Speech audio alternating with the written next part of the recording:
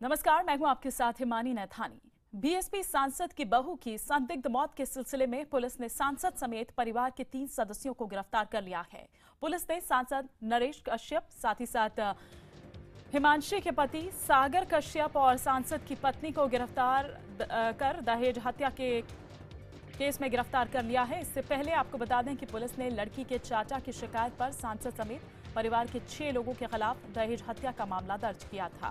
बुधवार को सांसद की बहू का शव घर के बाथरूम में मिला था, जिनके सर में गोली लगी थी। ये गोली सांसद के बेटे के रिवॉल्वर से मारी गई थी। सांसद के परिवार का ये कहना है कि बहू ने आत्महत्या की है, लेकिन लड़की के परिवार वालों का आरोप है कि उनसे काफी दिनों से दहेज की मांग की जा रही थी। पिछले कुछ दिनों से लड़की को फॉर्च्यूनर गाड़ी के लिए प्रताड़ित किया जा रहा था।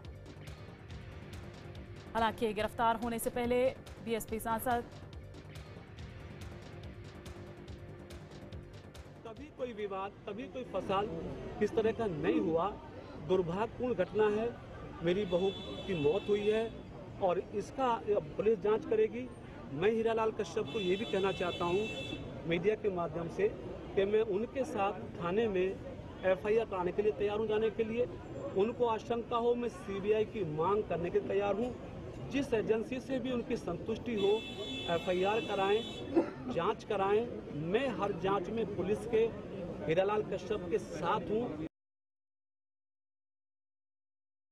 हमारे सहयोगी आनंद तिवारी इस पर और विस्तार से हमें जानकारी दे रहे हैं। आनंद, थोड़ा सा विस्तार से हम इस पूरे मसले को समझना चाहेंगे, क्योंकि कल तक ये बात सामने आ रही थी कि सुसाइड है।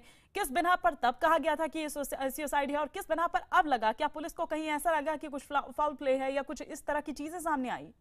जी देखिए, जिस तरह से पुलिस ने एफआईआर दर्ज की, साफ तौर पर दहेज उत्पीड़न का मामला है। दहेज के लिए प्रताड़ित करना है और दहेज की डिमांड करना है। जो 304B, 498 और /3/4 जो सेक्शन लगे हैं, ये साफ तौर पे इशारा करते हैं कि प्रताड़ित किया गया था। और इसी सेक्शन में परिवार के 3 सदस्यों की गिरफ्तारी की गई, जिसमें कि जो सास और ससुर है नरेंद्र कश्यप और उनकी पत्नी है, वो इस समय यशोदा हॉस्पिटल में एडमिट है। टेक्निकल तौर पे पुलिस जैसे ही वो हॉस्पिटल से डिस्चार्ज होते हैं, उनकी अरेस्टिंग कर लेगी और उन्हें भी कबीरनगर थाने में, जहाँ पे हिमांशी के पति पुलिस की कस्टडी में है, उन्हें गिरफ्तार कर लिया गया है सागर। उनसे ज्वाइंट इंटरोगेशन किया जाएगा इस पूरे मामले में।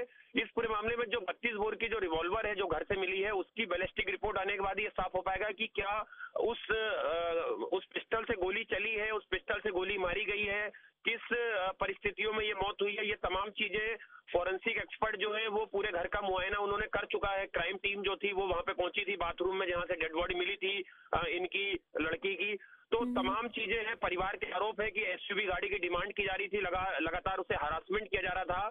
तो ये तमाम चीजों पे जो गाजियाबाद पुलिस है वो अपनी इन्वेस्टिगेशन को आगे बढ़ा रही है और कबीरनगर थाने में लगातार एक लंबी फहरिस्त है सवालों की जो सागर से पूछी जाएगी कि किन परिस्थितियों में मौत हुई है और क्या पहले भी लगातार उनको प्रताड़ित करने की जो शिकायत थी। बिल्कुल, यही मैं आनंद आपसे जानना चाह रही हूँ कि अब जो है हिमांशी के परिवार जो है वो परिवार वाले क्या कह रहे हैं और कब से ये पूरा मामला चल रहा था, प्रताड़ित किया जा रहा था हिमांशी को? क्या पहले कभी शिकायत नहीं की गई और अगर की गई तो तब क्या कुछ रवैया रहा पुलिस का या क्या कार्रवाई तब हुई?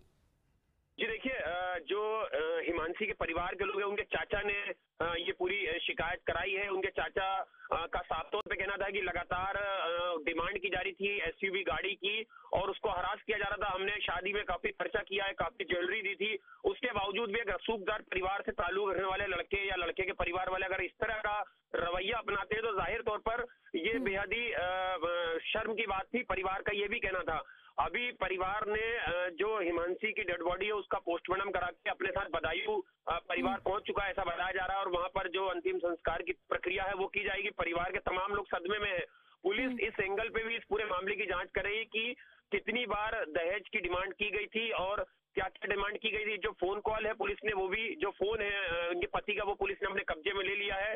उससे भी तमाम चीजों की पता करने की कोशिश की जाएगी कि ससुराल पक्ष से कितनी बार मायके में फोन किए गए हैं या किस किस को फोन किए गए हैं। इसके अलावा पुलिस जो लड़की के परिवार के लोग हैं उनसे भी पूछताछ करने की कोशिश करेगी, उनसे जानकारी जुटाने की कोशिश करेगी कि क्या उन्होंने अपने कभी परिवार के सदस्यों को अपने ठीक है आनंद, फिलहाल शुक्रिया इस तमाम जानकारी के लिए आपका।